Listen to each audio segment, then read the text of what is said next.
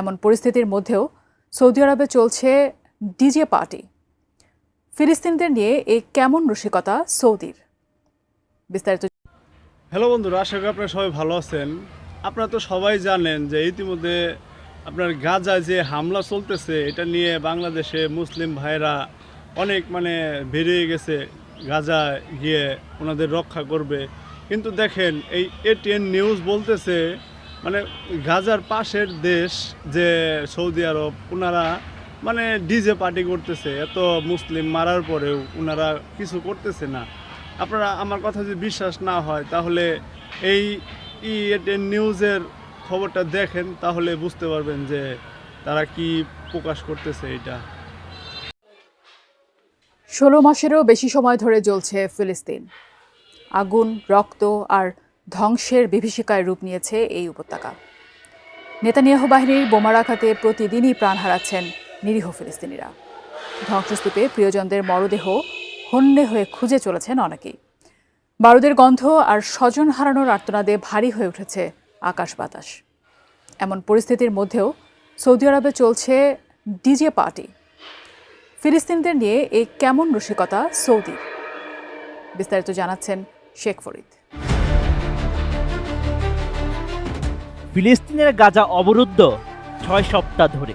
উপত্যকার 23 লাখ বাসিন্দার সব সরবরাহ বন্ধ রেখেছে ইসরায়েল। এতে যুদ্ধবিরতির সময় মজুত করা খাবারও ফুরিয়ে আসছে। সংকটে দাতব্য সংস্থাগুলো জরুরি খাবার বিতরণ করতে পারছে না। সেই সঙ্গে বন্ধ হয়ে গেছে বেকারিগুলোও। এমন পরিস্থিতিতে গাজায় এক মুঠো খাবারের জন্য হাহাকার করছে ছোট্ট শিশুরা। নেই খাবারের পানি, বিদ্যুৎ, প্রয়োজনীয় কাপড়। চিকিৎসা নেওয়ার জন্য যে হাসপাতাল প্রয়োজন তাও গুড়িয়ে দিয়েছে নেতানিয়াহুর বাহিনী। বোমার আঘাতে ধ্বংস করা হয়েছে গাজার মসজিদগুলো। নিরীহ ফিলিস্তিনিদের উপর ইসরায়েলি বাহিনীর এমন বর্বরতায় নীরব ভূমিকার জন্য সমালোচিত হচ্ছে মধ্যপ্রাচ্যের মুসলিম দেশগুলো। বাংলাদেশ সহ বিশ্বের বিভিন্ন দেশে যখন ফিলিস্তিনিদের পক্ষে বিক্ষোভ হচ্ছে, তখন আরব দেশগুলো চলছে নাচ, গান আর আতশবাজির উৎসব। কোয়ালিটি সম্পন্ন আন্তর্জাতিক মানের still bar CSRM, committed for better still.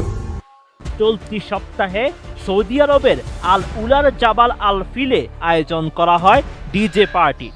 বিখ্যাত এলিফ্যান্ট রকের সামনে পাশ্চাত্য সুরে রাতভর নাচ গানে মেতেছেন তরুণ তরুণীরা, যা এরই মধ্যে সমালোচনার জন্ম দিয়েছে। সামাজিক মাধ্যমে ক্ষোভ প্রকাশ করেছেন নেটিজেনরা। এর আগে চলতি মাসেই উৎসবের আলোয় আলোকিত করা হয় কাতারের আকাশ। ইসরায়েলি বোমার আঘাতে যখন ফিলিস্তিন চলছে, ঠিক তখন আতশবাজি প্রদর্শনে কোটি কোটি টাকা খরচ করে দেশটি। লুসাই শহরের এই উৎসবে অ্যাক্রোবেটিক শো, আতশবাজি ও রাতের আকাশে ড্রোনের সাহায্যে বিভিন্ন আলোর খেলা দেখানো হয়। এদিকে গাজা যুদ্ধ বন্ধের দাবি জানিয়ে লেখা এক চিঠিতে ইসরায়েলি বাহিনীর প্রায় 1000 কর্মকর্তা সই করেছেন। এই ঘটনার জেরে তাদেরকে বরখাস্তের হুমকি দিয়েছেন ইসরায়েলের প্রধানমন্ত্রী বেনিয়ামিন নেতানিয়াহু। চিঠিতে ইসরায়েলের কর্মকর্তারা উল্লেখ করেন, গাজায় বোমা বর্ষণ ছিটমহলে আটক ইসরায়েলি বন্দীদের জীবন ঝুঁকির মধ্যে ফেলেছে। এছাড়াও সই করা সামরিক কর্মকর্তারা বলছেন, অতীতে কেবলমাত্র একটি যুদ্ধবিরতি চুক্তি জিম্মিদের নিরাপদে দেশে ফিরিয়ে আনতে পারে।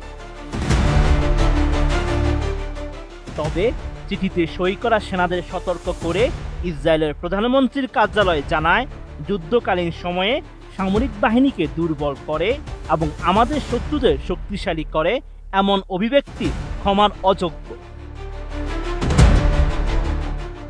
Sheikh Farid, ATN news.